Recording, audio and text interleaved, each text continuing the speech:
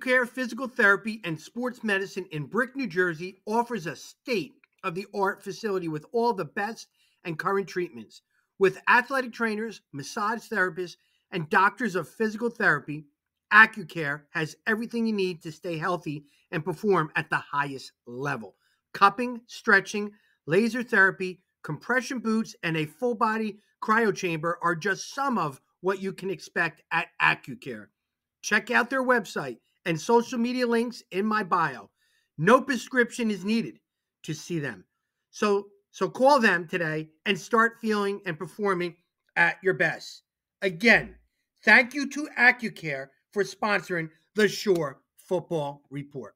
Hello, everyone, and welcome to the Accucare High School Football Preview Show, Ocean County edition, presented by the Shore Football Report. Today, we will talk Southern Regional Rams football, and we have head football coach, Coach Chuck Donohue, Sr.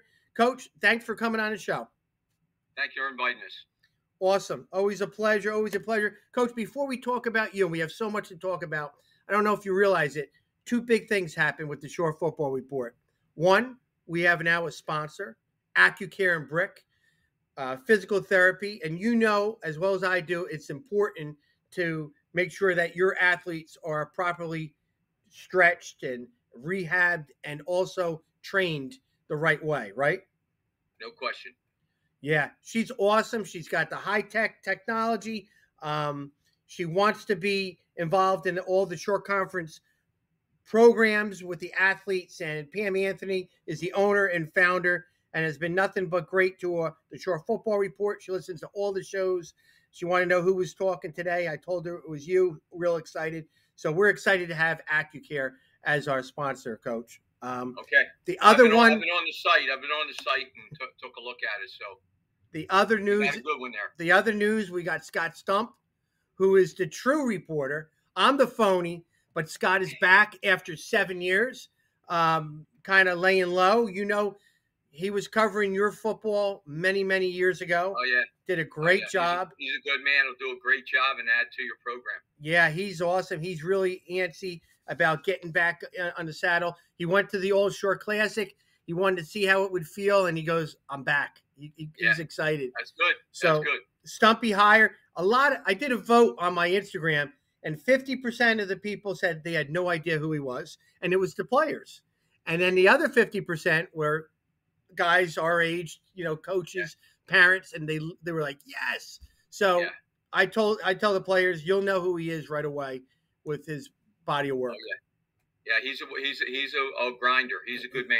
He is a good man, and he's itching, and I think we got him when he's hot because he wants to be there and do it. Mm-hmm. And I think that he will start right where he left off 7 years ago. Really, good.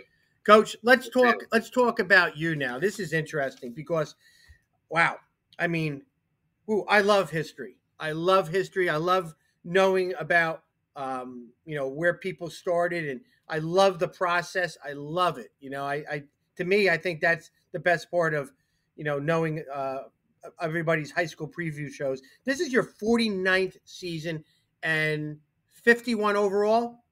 Yeah, 51, 51 or 52. I thought you're 55 years old, though. How's that possible? Yeah, I wish. Coach, I wish I was. You have more energy than anybody out there, and it's obvious with the accolades that you had. Let me just read this off and embarrass you a little bit with this. But, Coach, and we said this last year, if you broke up your Southern Regional history and your history down south, that's like a lot. Just one half in South Jersey and the other half at Southern Regional. You were a Hall of Fame inductee in South Jersey, in the Shore Conference, and in the state. So 3 different areas, Coach, you were recognized with all the stuff. I mean, how did that make you feel being recognized by 3 different areas? South Jersey, Shore Conference, and state, and they're all separate. I think those kind of awards are a result of the effort of a lot of people. Assistant coaches and kids and support groups that you have in the school. I told you before, I've been lucky. Every place I went to, at all of the all the support that you needed to be successful. And even though the programs were down at the time when I took them over, as far as wins and losses go, the support was there and the kids were there, and so I think as long as everybody understands that it's a team sport and that they're a team award, that I'm okay with it. You're all about the team, and not just your players, but also your administration.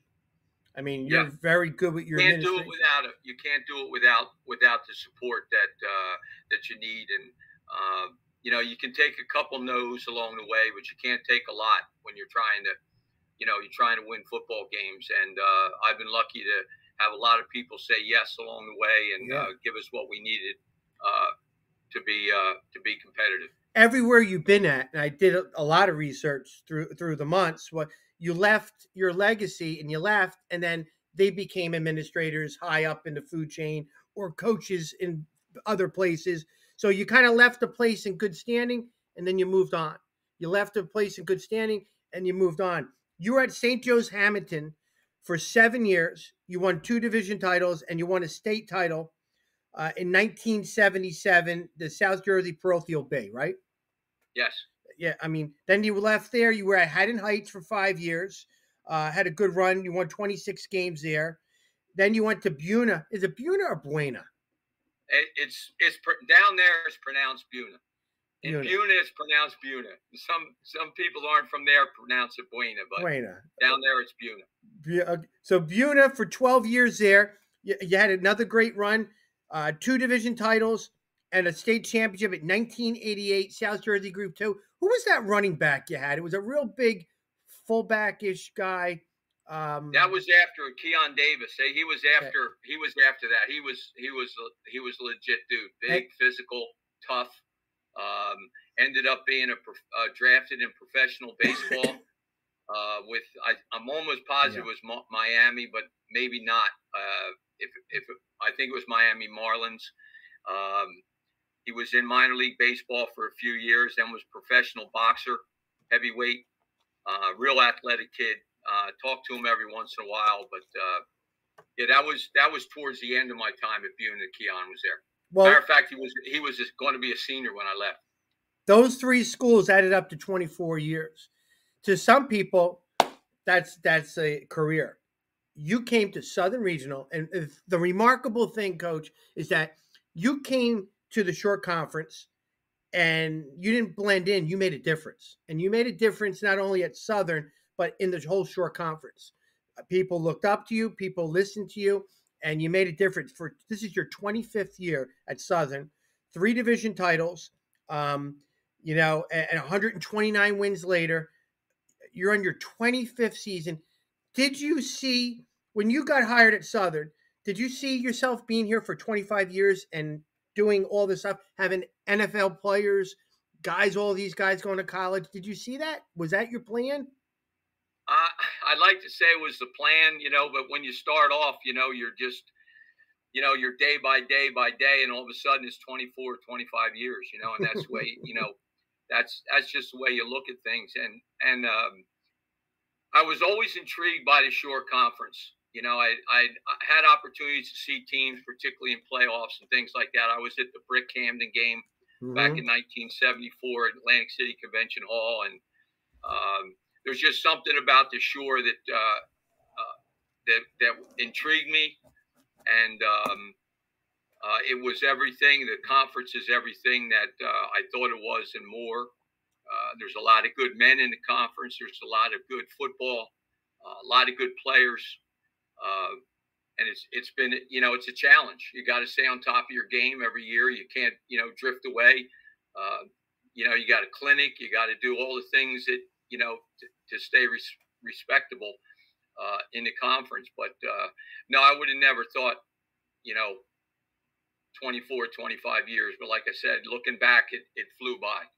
Well, total 270 wins later, here you are in your 49th year as a head coach. Coach, you had some challenges because at Southern Regional, they never had the consistency like they have now. They didn't. They weren't winning consistently. You came in and, like we said, in your 25th year, I mean, nobody is upset with the hire. I'll tell you that at all. 20 state playoff appearances you've had, 2 state championships, 6 state final appearances. Now that's interesting because you were the first head football coach in South Jersey history to lead 4 different schools to sectional finals. Coach, that is tough. Putting 4 different school districts and getting them to the state sectional finals. How important was that to you to have something like that in every stop, basically, where you were at? I think at the time it's happening, you don't think it that way, especially if you don't win that final game.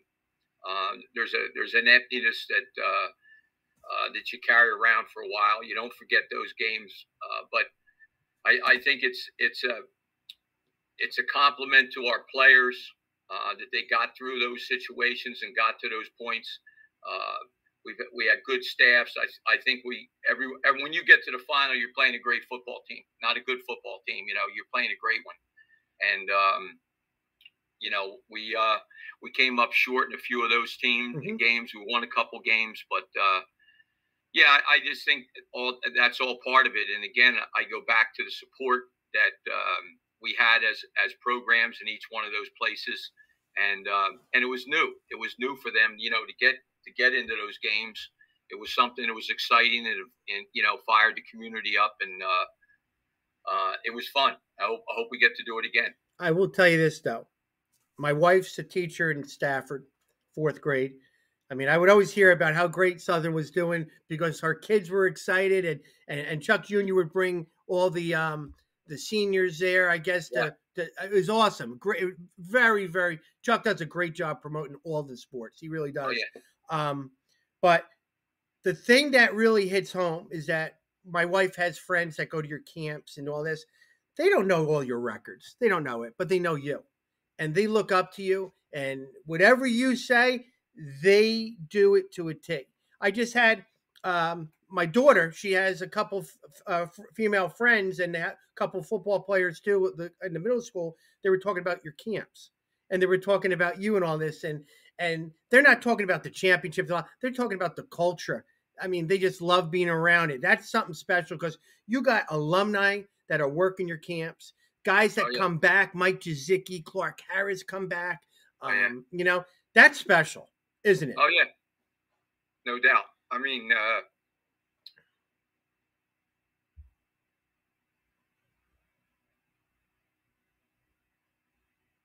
I think that's it's awesome. I think it's awesome. My daughter, I thought, was going to flip and play football. I mean, she hates football. That she doesn't like anything with me with football. But all of a sudden, Southern, she wants to be in the stands. She wants to do this. Yeah. I just think it's a great situation that Chucky Jr.'s got in the stands. You're playing. The kids are looking. When the kids have something to look forward to, that's special.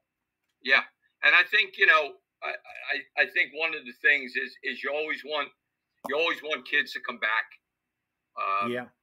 You want to remember where they came from. Yeah. And you do a great job with it. It's great. And you know what? Like I was telling the seniors, I talked to them before we talked to you, and tradition never graduates. And you have tradition, and it's the next group of guys are going to just pass the torch to the next guys and the next guys. And expectations, like they said, are the same every year. That's awesome. Yeah, I think that, and I think it helps the continuity and the coaching staff. I think with everybody, and our coaches are all involved in it, coaching at least one other sport. Most of them are coaching 2 other sports. So we can circle the kids and encircle the kids. We know what's going on. We know who's getting stronger, who's getting faster, who's struggling a little bit in certain areas, and I think it helps. And a lot of our coaches have been through the program. They're Southern kids. Yeah. And, that's certainly been a help. Well, Coach, I love speaking about your resume and all that. We could probably talk for 4 or 5 hours about it. Let's talk Southern football. You ready to talk Southern football? Yes, sir. All right, Coach, I'm going to just rip this off. Let's get back to normal. No more COVID talk. For the last 2 years, we've been in a state of disarray as coaches, pods, signing off on paperwork, temperature checks. Those poor seniors have not had a normal off-season workout in uh, dating back to freshman year, right? That's right. 2 years. Yeah. That means that your workouts, which is second to none, your off-season workouts, you had to reteach it to your guys. So, the tradition of what you were doing had to be retaught to your whole program. Was it good to get back to normal? And was it easy to reteach it? How did everybody react in the off season at Southern? Well, I think I got to go back a couple years ago, because the 2 years ago when everything shut down, again, I've talked about the support that we've had along the way, and at Southern, they put tents up on the football field. We moved our weights outside. But that wasn't normal. That was different. We had something going on. We could run them. We'd send a couple in the weight room at a time to get their squats done. But it certainly wasn't anything what they were used to. I think these seniors are not as strong as they would have been. I don't think they're as fast as they would have been. Even though they've worked hard, the program is definitely not what it used to be. This is the first year in the last 3 that was even close to close to normal. So I really think that's reteaching things.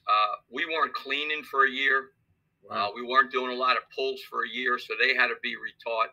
We stayed with our presses pretty much and squatting, our leg work as much as we normally as much as we could. We stayed with that. But this year we were back to normal. Workouts resemble what they were in the past, and hopefully, especially with a young team, that will benefit from it in the next couple of years, because they have gotten back to a little bit of normalcy. Now, Coach, you talk about what you're proud about is the commitment of your players, and you're not saying of just this year, all the time.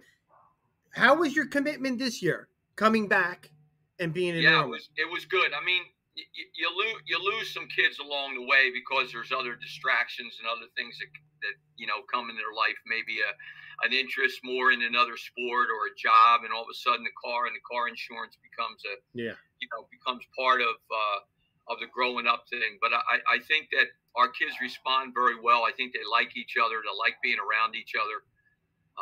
We've tried to keep the workouts a little bit shorter and a little bit faster, and take some of the length of them out. And I think that's helped a lot. But I think they're smart enough to realize how important strength and conditioning is. And in this conference, if you're not strong, you're going to lose. That's number one. And if you're not fast, that's going to show up too. So strength and speed, with our schedule and in this conference, is going to humble you really quick. So I think they're smart enough to know that. And we've had success on our lower levels. They're used to having a little bit of success along the way, and now you got to turn it on against some really good programs every year. And strength and conditioning has to be the key. When I started coaching, that was an advantage that you had. That was an advantage. Now everybody does it. So your program has to, your program has to grow every year, and it has to stay consistent every year. And you have to take the responsibility of a coach in their conditioning and their strength to help protect against injuries. Now, Coach, question, because I had college coaches saying, "Hey, we're going to be in your area. We're going to be doing the Ram camp." I'm like, really? And I know you always had Riverdale and Old Japan. We have come down. The linemen come down from Old Japan. Well, did that get back to normal? Did you do that during the COVID, or we did it last year? Okay. I think it was 2 years we didn't do it, and then we got back to it last year. And we like it in the middle of the summer because I think it wakes kids up. They get complaints on why they're doing what they're doing. And you put them out on the field, and now with the ability to put some shoulder pads and a helmet on. You get a little bit of physical contact, not a lot, but they start to, measure themselves up on one-on-ones, especially against other teams, other kids. And I think it just kind of sets the bar a little bit higher for the next 3 or 4 weeks and what has to be done, and any catching up they have to do. But yeah, we had it last week, and we bring all college guys in, and they, I think we had 10 different colleges there last week, and they get to see some kids and write some names down, and we benefited from that along the lines. They're good guys. They work hard. When we come, we have a good camp. Coach, I meant to ask you this. I meant to ask you this last year. I didn't. I remember when you came in your first year, you pulled a no-nonsense thing. You had to get X amount of points to be able to participate in a privilege to be part of your football team. And one of your coaches who loves you was one of my former coaches, Dave Smith, fell through the cracks one time and was told he couldn't play. That was the best thing you ever did for telling him that. And it set the precedent for your whole program. Do you still do stuff like that with the point system? Yeah, we did it. We do it. Yeah, we have a number. Generally, it starts off at 75, which is 25 for each of the seasons, winter, spring, and summer. And the expectations are we want them to play other sports. I think there's a lot of benefit to playing other sports athletically and staying competitive and all that. And if not, they're in the weight room. And then in the summertime, we get them in the weight room for, for 6 weeks or 7 weeks, whatever it happens to be. This is pretty short summer this year because we're starting August 8th. Yeah. But yeah, we keep track of it, and we put there's a commitment that has to be made to this game. If you're going to play this game, everybody, whether you're the star or you're on the bench, there's a commitment you have to make to it. And I've always believed in that. I think it's hard to run a team when one kid's working out and the guy next to him hasn't done anything. Yeah. I just don't think that's real good for the concept of team sports. And this way they all get through it. Our beach workouts are on Thursday night, and we have them upcoming the next 4 weeks. And that binds the kids together. And again, they know running in that soft sand. That was another thing. We haven't, we didn't do that for 2 years. We did it last year, and the kids don't realize what it's like, running and jumping in soft sand. So right now, the word's getting passed around to the young bucks, and they're ready to go. I don't know if they're over there running dunes or whatever they're doing. But well, whatever you're doing, Coach, the commitment's there, accountability, back to normal at Southern Regional, which makes you feel. Yeah, I would say that. And the 7-on-7s, which you do sometimes more on some years and more, but that's normal, back to normal. No, it's back. We had one over at Barnegat, and we've got one at Ocean City next week, and I think it's good. It's all new. Those kids didn't do that. It's all new. They're excited about it. Coach, now let's talk about that coaching staff that you always talk about very highly in the offseason. So let's hear some names for the 2022 Southern Regional Football coaching staff. Yeah, okay. I started off with on the offensive side with Dylan Larson, who is played for us, Sacred Heart University. Came back.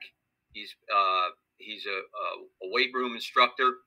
During the day, we have a year-round in-school weight program for our athletes. He's in there with Dan Roy, the wrestling coach, for all of our athletes, particularly in season, so we get it done during the gym class time.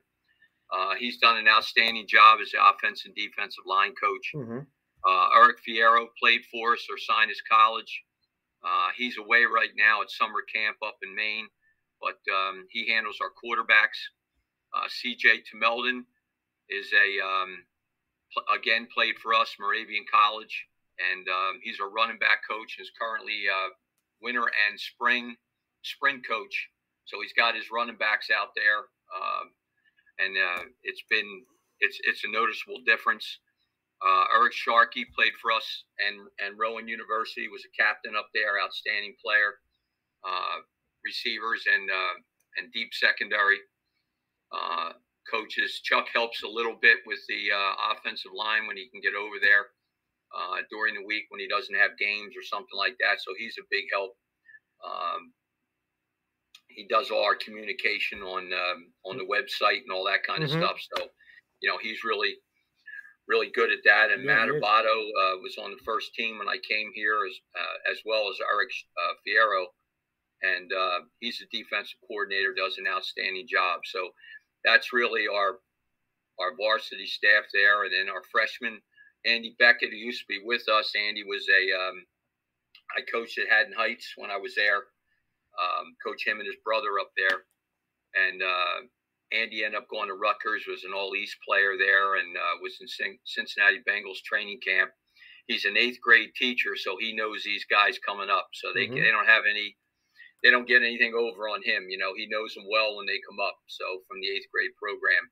And then we have Eric helps with the freshmen down there. Sean Sweeney is a new coach that's helping out with that group. Dave Smith comes over, former player, played at Rowan. He comes over and helps whenever he can. So that takes care of our freshman guys. And then 8th grade we have Dan Abato, who played for us and is the head coach, along with Nick Jinks and Rob Barrett, who both played for us. Nick was a college lacrosse player. Rob was a college lineman at Rowan. So those guys are all, they're all good men. They coach multiple sports within the school year, and again, it's a big advantage because they stay on top of kids, and we know when somebody's either in trouble or in need or doing good or whatever's going on, and it's been a huge help to some continuity in our program. Coach, one question. Sean Sweeney, did he play football for you? No. So he's the oddball. Everybody, you coached everyone. At some point, yeah. Wow. Yeah, which was good. And Chuck never did. I never coached Chuck. Matter of fact, both of our boys coached against them. Our 2 sons I coached against, never coached them. Really? Yeah, so I was at Buna. Coached against both of them when I was at Buna. One, Chuck played at St. Joe's, and Jim played at Hamilton. Not even in an all-star game? No. No? Nope. Backyard game? No, nothing. Nothing?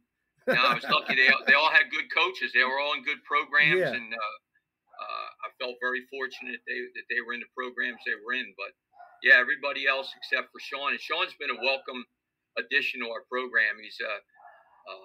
He coaches lacrosse and basketball. Good. And he's always there. He's there with the freshmen every day in the weight room.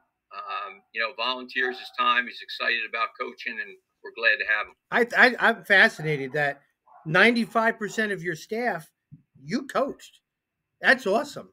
I mean, so they know you. They know your personality, your demeanor, what coaching, and they probably, listen, you change with the times. You do. That's why you're successful. I would love to hear the stories from them, how you used to do it this way and now you're doing something else. Yeah. All right, Coach, here's the 2022 Southern Regional Rams schedule to the left, and on the right is the your new division, and we'll talk a little bit about that later. Coach, you want to talk a little bit about your schedule? Yeah, sure. We open with West Windsor. That's Bill Furlong from Manchester is up there. The West Jersey Conference has a show, what they're calling a showcase opening round down in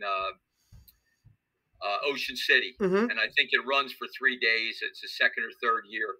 And what happened was Bill called and asked if we would be willing to play in it down there. I think they figured that maybe with a team that was relatively close to Ocean City, he could get his program in.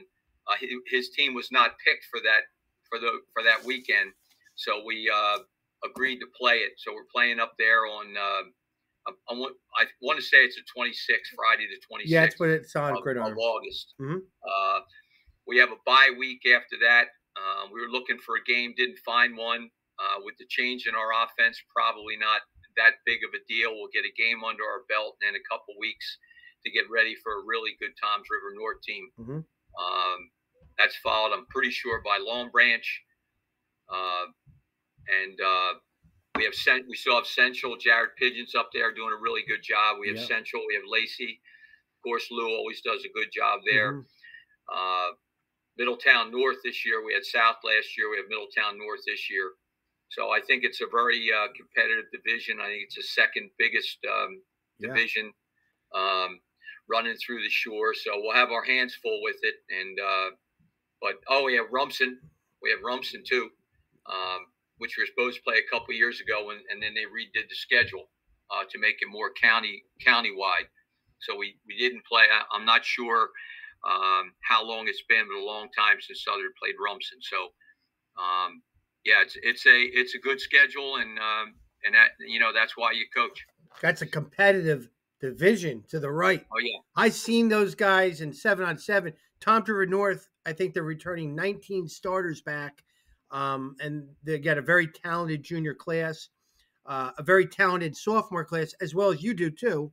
Long Branch, new head coach Chad King, and they have talent from left to right on that football field, high energy. And like you said, Jared Pigeon's the head coach at Central, doing a great job there. And yeah, he is. He's got a program, and they're going to be tough. Job. Lou Versillo, they graduated a lot of guys, but again, their tradition doesn't graduate, and he's going to be leaning on that motto a little bit more this year. Yeah, we're going to have the end of the year too. He'll have the thing built. He'll have it rolling by then. And Coach Steve Bush, they have a pretty good quarterback coming in, throwing the ball in the summer, and Steve Bush coach team is going to always be good.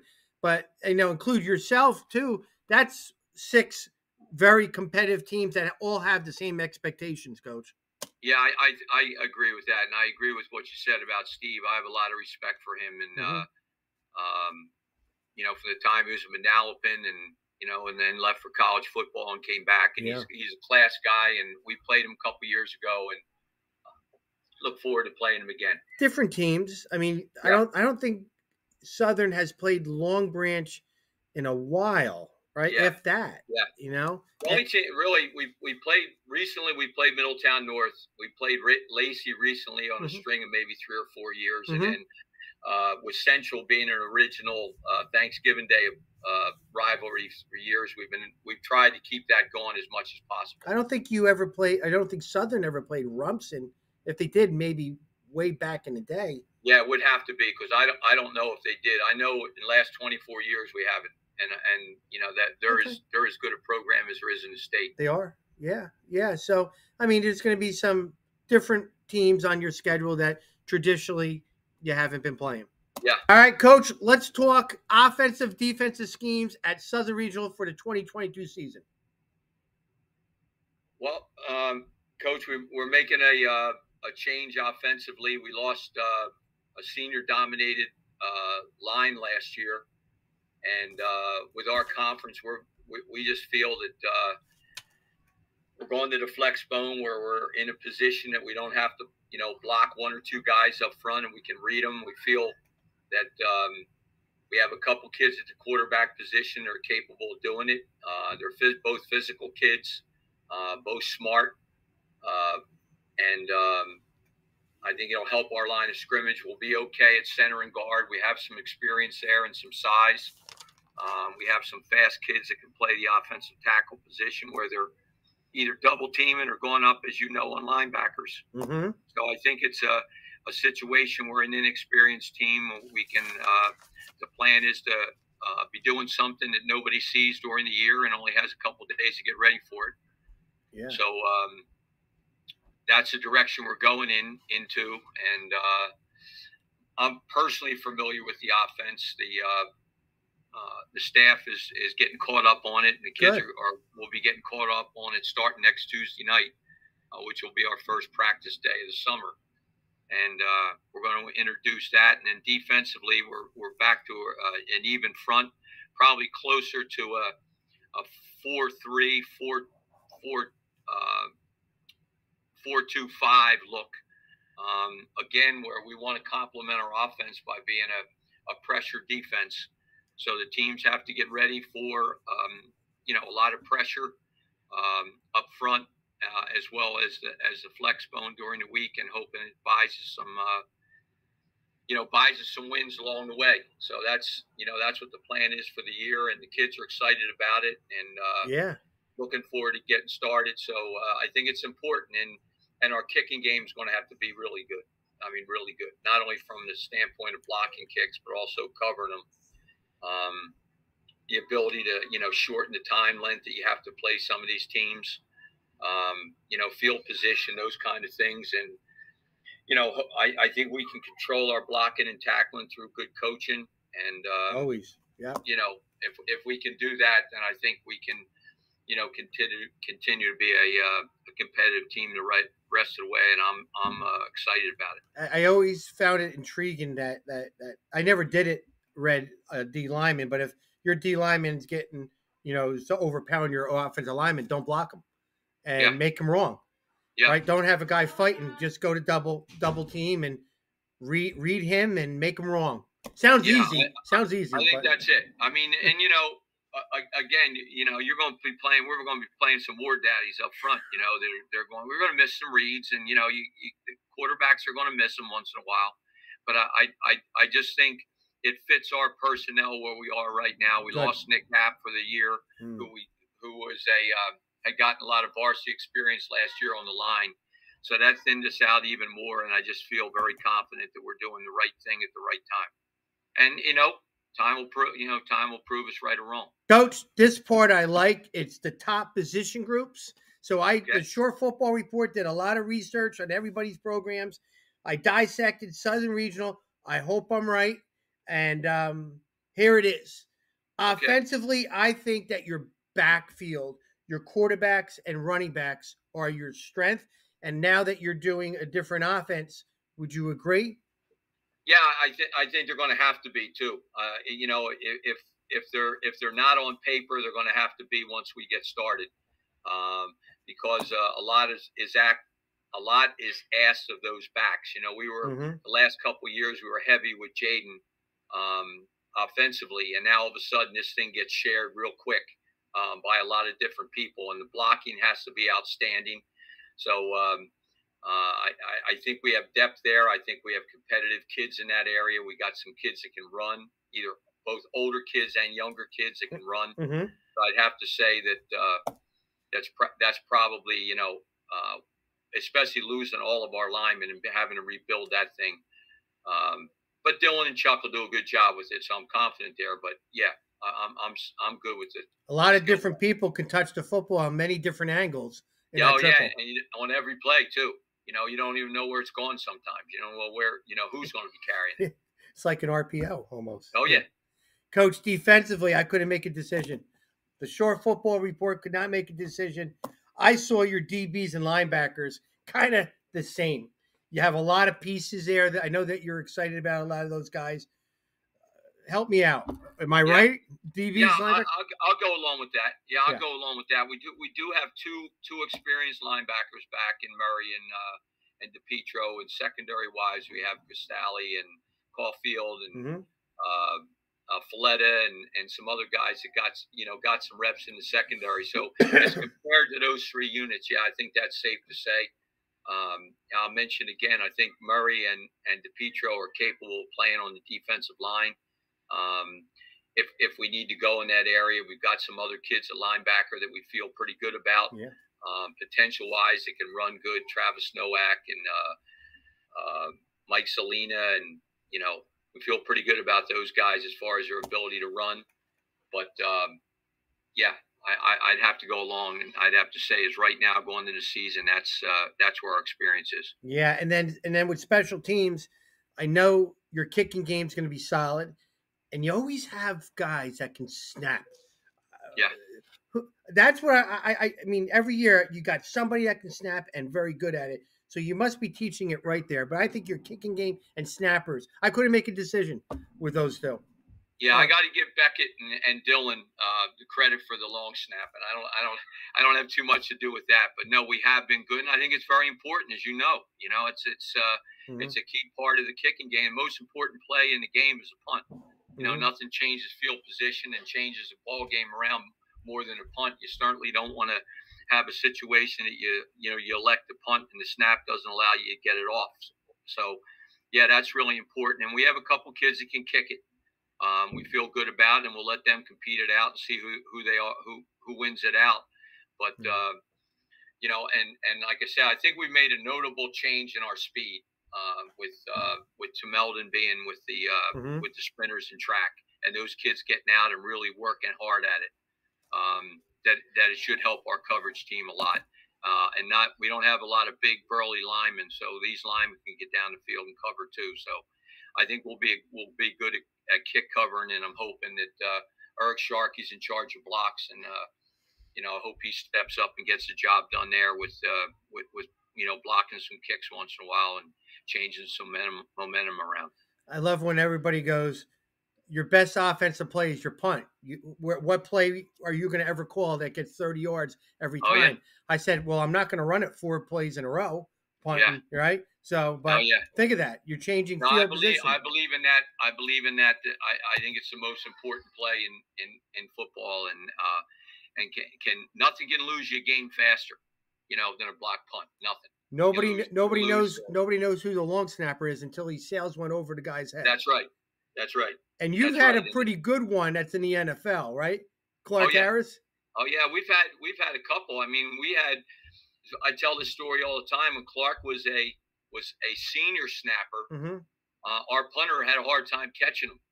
We had to move Clark to a coverage guy. Oh man! And we had to move him to a coverage guy, and move Zach Temple in to a long snapper where there was a little bit more confidence in handling. And he went on, was a long snapper up in Pennsylvania in college. So, we've had a lot of really good ones along the way, and Beck does a good job with them, and Beck and Coach Larson's picked up a lot on it. So, always feel pretty good along those lines.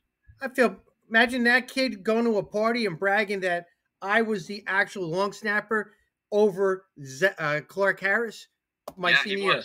He was. We had to get Clark as a wideout. And the funny thing happens, we're playing Ocean. If we win, we're we make the playoffs, and Clark covers the kick and steals the ball from the returner, and we end up winning the football game against Ocean.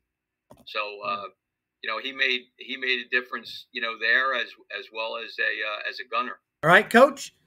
Let's hear some returning players that you're real excited about for the 2022 season. Yeah, I think I'm excited about a lot of kids because of the off season we've had, and I think that's one thing as a coach. You can think about a kid, and you can think about what their potential is, and if they're, you can think about all those things in the wintertime, but once you hit the field on August 8th, there's always a surprise. Most of the time you're hoping those surprises are positive ones and not, disappointments, because they're not as good as, they're not playing as well as you thought they were going to. But we need some play from a couple kids that I think are really, really important. The flexbone offense is how good you are down the middle. From center to quarterback to fullback is the key. And we think Nick Roach is a really good center. We like his ability, his range, his ability to get to linebacker level. I think he's a tough kid, so he's a key in the middle. Matt Nolan, I'm going to have to say, is going to have to step up. He's had a really good offseason, a basketball player and a thrower. He put some size on, particularly in the lower body. He looks like an offensive lineman. Mentioned Armando Sanchez, I think, is a big physical kid. And we need Riley Harris to really step up and be the player he's capable of being. Big, strong, physical kid who we thought all along was going to be a starter, and it's just hasn't worked out for him the way that we thought it would. But that would give us 3 really good guards. We'll find some tackles with some of the smaller linemen, because you can get by with some smaller ones there. And then it's going to be competitive at the wide receiver position. Kind of with the flex bone, it's not really a tight end and a split end. The kid has to be able to block on the line of scrimmage as well as a stalk blocker, because you don't want to be substituting, tight ends in and out of the game, give some things away. So the blocking of the runners and the ends and the receivers is going to be the difference. If they're blockers, they've got a better chance of playing if they're receivers. And then in the middle, I think it's going to be, we like we like our situation. Andy's a fast runner, smart and fast runner. Colin is a more physical runner. He's more built like an inside linebacker, fullback.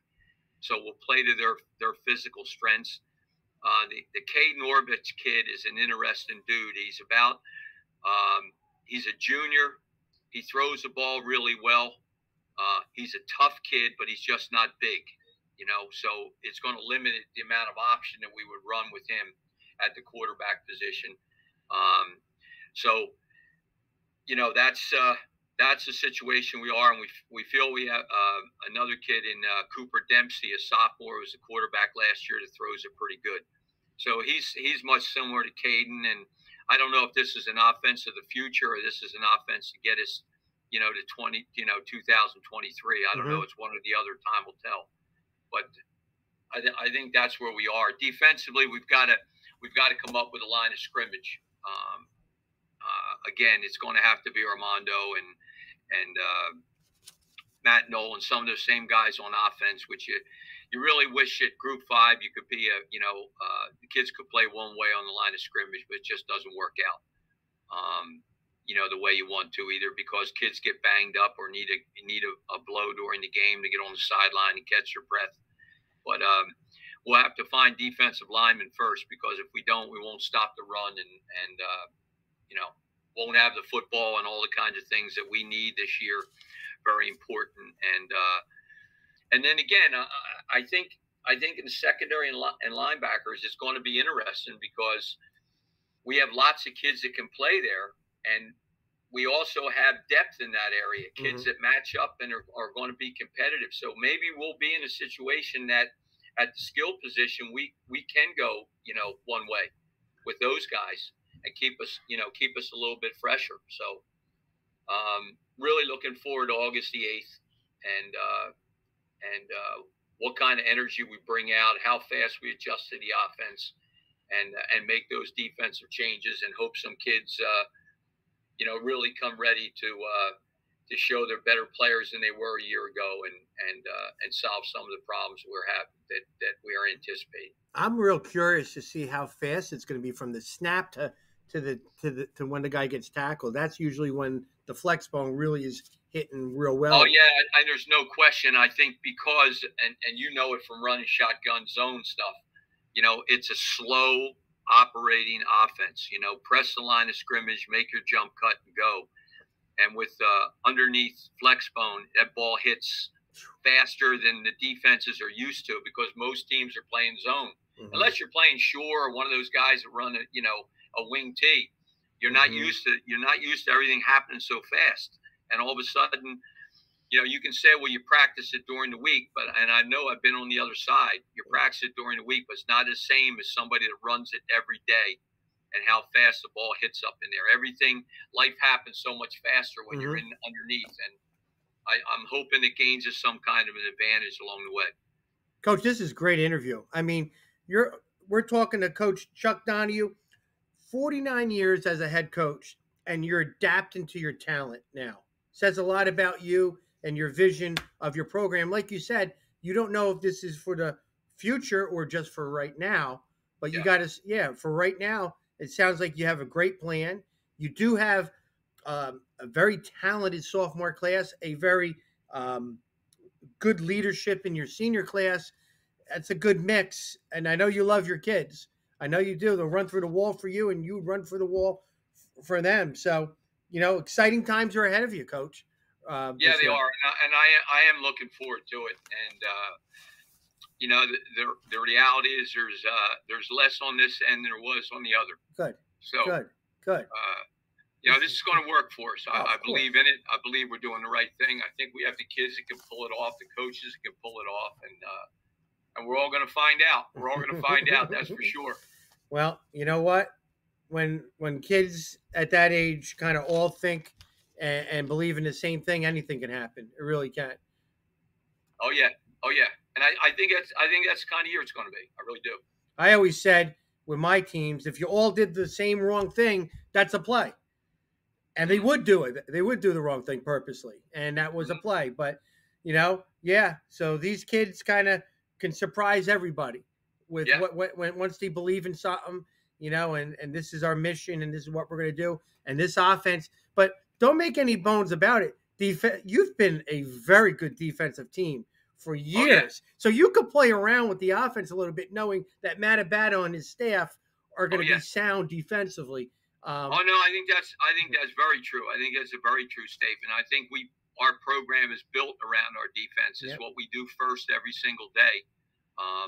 And we spend equal minutes on offense and defense, and we think it's really important. And I do feel, I think that's a big part of it, and I probably should have mentioned it earlier, that I feel confident in our defensive staff to have those guys ready. And we do make a mistake, and we do make a turnover that they dig in and get us the ball back. Yeah. And I've always felt that way about them, and hoping we can keep them off the field as much as possible, and that they're capable of being a high-pressure defense this year and turning the ball over for us. Yeah, I mean, you were very good with field position, Coach. I mean, you always did some unique things, special teams-wise, with the quick punt, on a third and 35 or whatever. Oh, yeah. You played to your defense, and when your offense was good, you guys were at that next level. And I trust them. Yeah, I agree. I think that sums it up pretty good. To tell you the truth, I think you're right there, and it does. I trust the people, running the defense. They're all coaches. You come to our practice, and I notice that I always hear 4 or 5 voices, constantly on defense that never stop coaching them, in the different areas. And I think we have a really good staff, and the kids respond to them, and really excited. Great. Really excited about this year and coaching these kids and getting back out on the field. Really, really excited about it. Coach, the Shore Football Report wants to thank you for coming on the show. Thank you, Coach, and all that you guys are doing for kids, man. You're doing a great job for kids and the programs, and it's fun to listen to. And I'm looking forward to seeing Scott again. And I think he'll complement everything you're trying to do. I think he'll do a really good job. He's got a good view. It's hard to entertain 17, 18, 19-year-old guys, man. I'm not used to this Instagram and this. They teaching me as we go. It's a new world out there.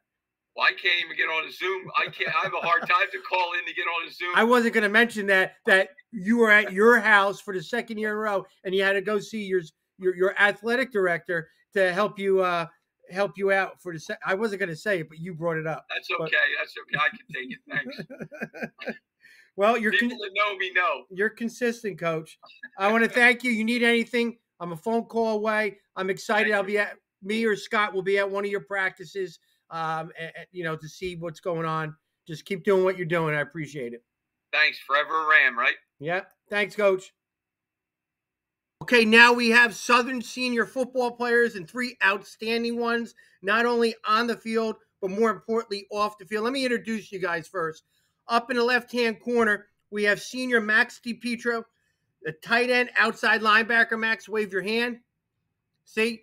Andy, when he does that, it means he's open too in the pass. So remember that when he does that, right? To the right, we have senior Xander Murray, a running back, inside linebacker. Good. Wave the hand. Good. And then on the bottom, last but not least, we have Andy Falletta, a senior quarterback and safety. Good. Guys, thank you for coming on the show. Heard a lot of great things about you from Coach Donohue and from the other assistant coaches and from the community. I hear a lot of good things. I do live in town with you guys. And here's what I want to do. I want to ask you guys 5 questions that the Shore Football Report wants to know about your program. All right? You ready? All right, here we go. Let's get right into it. Number 1, who's the funniest dude in your football program? The funniest dude. Like, in other words, Coach Donohue's walking in. You guys hush, hush. He hears the giggling. He opens the door. He's like, what's going on? You guys don't say a word. You're all cool, but it's good fun. There's always that 1 or 2 or 3 players that keeps everybody, kind of chill all the time. You need that type of person.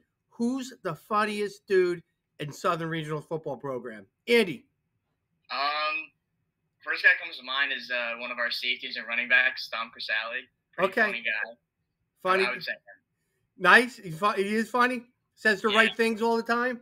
Cool. Good little like one-liners every once in a while to keep you on your feet. Xander? Probably Jeffrey Summer. Okay, good. You could tell by him smiling. There's probably some jokes he can't say on air, but he's pretty funny. Yeah. Max, fill in one more. Well, there's big shoes to fill because Big Dave Cassis, who just graduated, he was by far probably the funniest person that I've ever met and could make anybody on the team laugh. Really? Oh, I would probably say Mike Zecina is going to be a junior running back, outside linebacker. He's pretty funny, and sometimes he doesn't try to be funny, but like some stuff that he'll say will just like where it's from. But I would probably say right now Mike can make me laugh the most. Guys, being a former coach, I think humor is real important in the locker room because it just kind of keeps everybody the tension. Everybody wants to do great on the field, but sometimes you need that little joke to kind of relax you to make plays on and off the field. It really does. Great.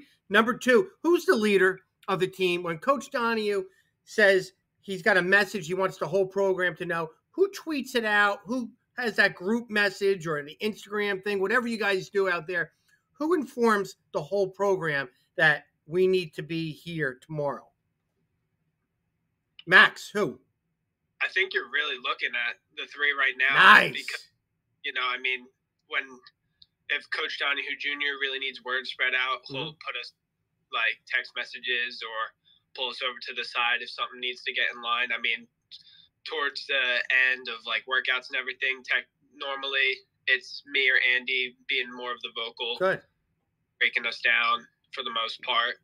You got big shoes to fill, especially last year. We had a couple of guys that really knew how to lead, and I think we're doing an okay job right now, but still early. Would you guys agree with that? Yeah. Here's my question to you. I got younger daughters too, and they got all these social media. I mean, there's Instagram, there's group message, there's Twitter, there's Facebook. I refuse to do Snapchat. I don't know how to do it. But is there a TikTok or TikTok or something like that? Like, what is the platform you guys use to get a hold of everybody? I think like at least like within the players, we have like 2 big Snapchat group chats. Like I know the linemen have a group chat, and the skill guys we have a group chat. We kind of just go back and forth in there. Anything important that needs to go to the majority of people can just go in there. Good, because I'm sure there's players that have Snapchat and then have Instagram, or they don't have a phone, or they do have a phone. You have to kind of appease everybody, right? Yeah. Well, yeah. Most people have a Snapchat that even if they don't use it, and it's easy. It's easy. Same thing as text for the most part, but the nice thing about Snapchat is if you send something out, you can see who sees it. So like for me, because I'm able to be in both group chats because I have a little bit of skills and I also play a little bit on the line, and so I get to see if there's a message that goes out in both, like who didn't see it, so that way I can try to get a hold. I like that. So if I message somebody and they saw it and they didn't respond, they're ignoring me. Or they just didn't see it on their phone, but like like who it shows you who opened it and at least read your message. I get a lot of people that ignore me, I think. Nobody responds. Not even my wife, but enough about her. Number 3, getting back to normal, guys. You have not had a normal off-season workout since after your freshman football season. That's 2 years. So players, parents, community, teachers, we're all in it together. And we know Coach Donohue runs an absolute incredible off-season workouts. How great was it to get back to normal, doing the workouts together? Xander? Honestly, I really haven't it hasn't felt normal since freshman year. It finally feels like great to be back. Yeah. Working out 4 days a week, 3 days a week now. Because I know last year we missed most of our beach workouts because of rain, plus COVID. It just feels good to get back to it. Yeah, Andy? Yeah, I agree. Like walking in the first day, about a month ago now, it just felt like a little bit of energy, like everyone kind of back and starting normal. Even last year, COVID for the most part was gone, but there was still those little restrictions you still had to deal with. Or I know when camp started, we couldn't go in the locker room for a while. So things like that to have back to normal with our group, the class of 2023, is going to be pretty fun. Right. Max, fill it in. My favorite thing is that I no longer we're lucky enough we got the two gyms, the 9-10 and the 11-12 gym, and we utilize both during the workouts. I'm just very happy we no longer where we do like our stretching and the warm up in the 11-12. We no longer have to put on your mask to walk back down to the 9-10, which is awesome to me because that used to be the biggest pain and get because nobody wanted to put it on for the short walk down to do the workout downstairs because we were already heavily breathing at that point. So it's pretty nice not having to do that anymore. I'm not going to lie. It must have been tough. Big group 5 school like you, a lot of numbers, and you had to separate and all that. You know what we did a couple years ago, and it was kind of crazy. We actually took our team picture in a mask.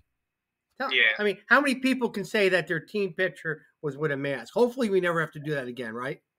Never. 4, expectations. I know what the expectations are from the coaching staff at Southern Regional. I like it too. But what are the expectations in a locker room when the door's shut and it's only you guys and no coaches? Tell me, what are the expectations? Max, start it off. I mean, they're always high.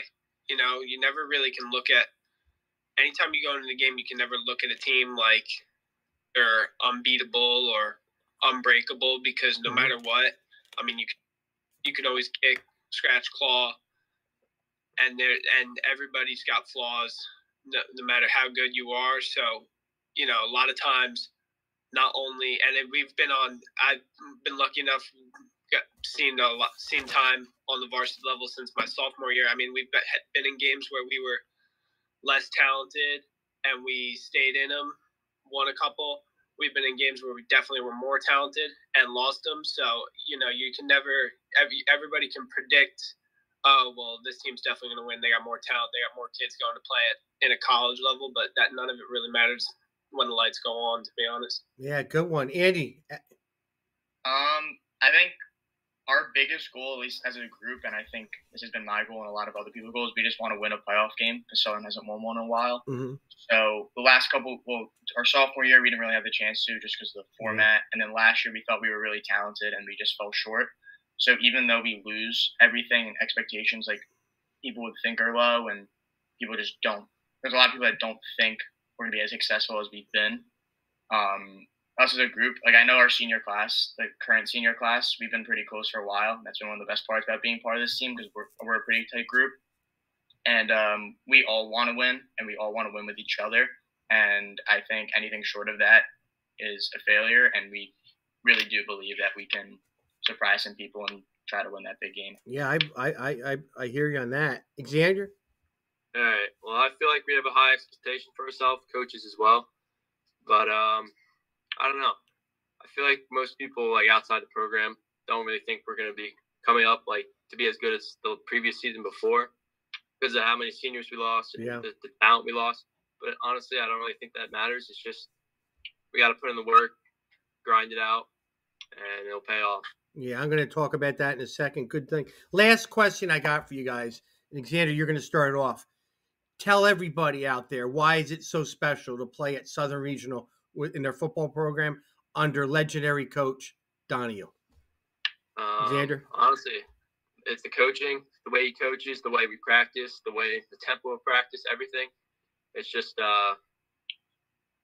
it's great to be there with the energy all the coaches bring, the talent, the experience he has coaching.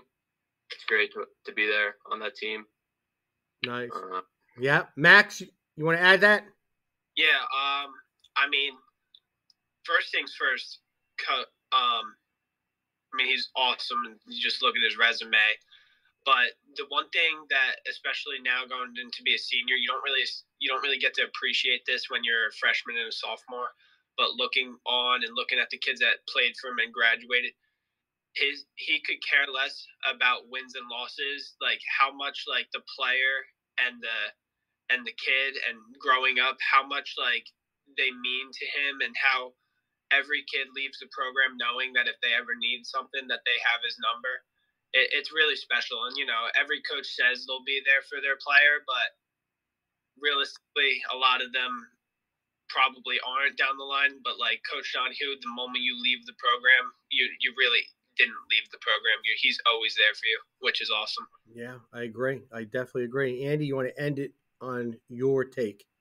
Yeah, I think the most special part about playing for Southern is just like the group we have, and we've all been playing, at least most of us, in 7th grade, and we've gone to the varsity games and been like dreaming of playing Southern football, playing for Coach Donohue, and like just it's special knowing that like that's what we're doing right now. And again, I said this before, but I think we have a really close group. Our teams have always been pretty close, and like the senior class, we throw together like at least once a week the whole winter, just because we all enjoy it and we all love playing with each other.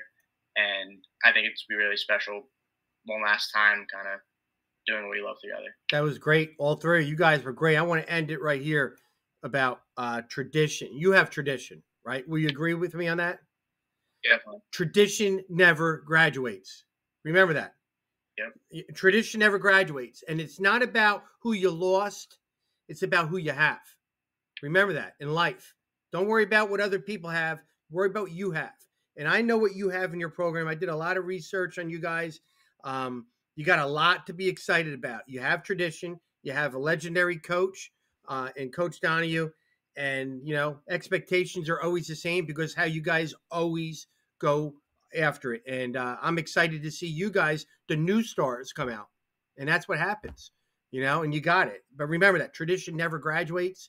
And, you know, you lost some good players, but you got good ones coming in that's going to replace them and be household names in Manahawk and Long Beach Island area.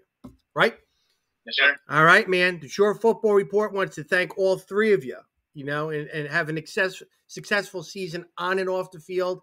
Do what you got to do in the classroom. And hopefully, if you want to play college lacrosse or football, you have the opportunities, which I know you will with Coach Donohue because he's one of the best getting guys into college.